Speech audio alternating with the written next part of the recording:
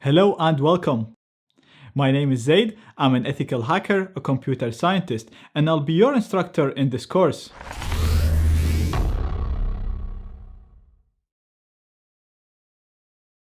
Now, before diving into the course content, let's talk about the main topics that we're going to cover in this course.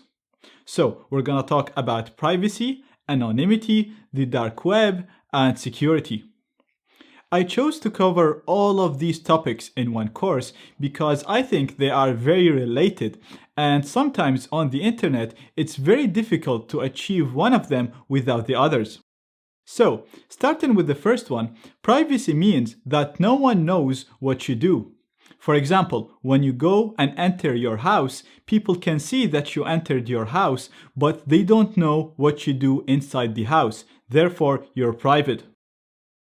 Anonymity, on the other hand, means that people can see what you're doing, but they don't know who you are. For example, let's say while you're inside your house, you put a mask on, and then you leave the house and start washing your car.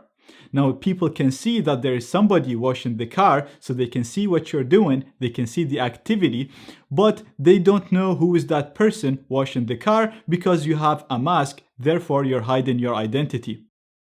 So when you're private, people know who you are, but they don't see what you do. When you're anonymous, people see what you do, but don't know who is that person doing that activity. So they don't know your identity. Now, on the internet, usually, we just want to be private, so we don't want other parties to be able to see the messages or the emails or whatever we do on the internet. Unfortunately, though, it is very difficult to be private on the internet because in order to use the internet, you have to use resources that are not owned by you.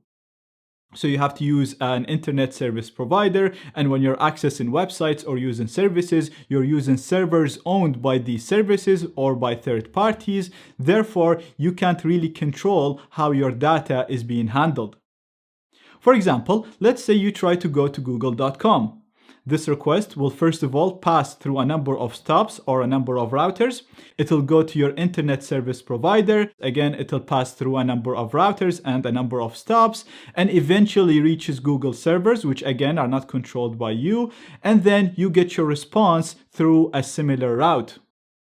Therefore, both your request and the response will pass through a number of stops that you don't own or don't control. So anybody operating or working on these stops will be able to see your traffic, you will be able to see your activity. Not only that, but hackers and government agencies and other entities can possibly intercept these requests and responses at any point and therefore see what you're doing. Therefore, your privacy is gone.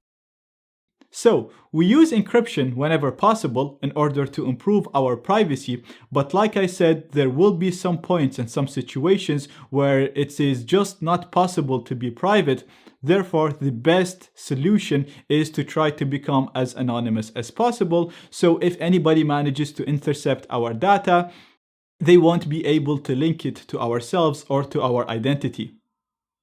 Now, there are some situations where people actually want to be just anonymous. For example, journalists usually prefer to publish sensitive posts anonymously so that everybody can see the post, so it's not hidden, it's not private, but at the same time, it can't be linked to their real identity.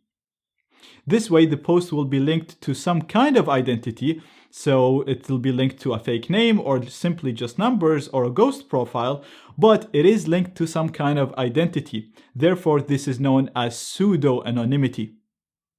Now, in order to achieve the above two things, to become more private and more anonymous, we're gonna need two things. First, we're gonna need an anonymizing service that will allow us to become more anonymous. And two, we're gonna need to change our habits when it comes to using online services and use different services that are more private and more anonymous. Because the search engines that you're used to, for example, Google and Bing, the emails that you're used to, Gmail and the others, and all of the other services that you're used to use are simply not private and not anonymous. They profile you, they collect data about you, and sometimes even sell it to third parties. Unfortunately, on the ClearNet, there aren't a lot of useful online services that are private and anonymous. Luckily though, the anonymizing services that we're going to use from point one in order to become more anonymous also contain a number of services and websites that only exist within this anonymizing service or network. Therefore, these are referred to as darknet or dark web websites or services. So I'm going to show you how to properly access the darknet and then use these services to carry out our day-to-day tasks in a more anonymous and more private manner.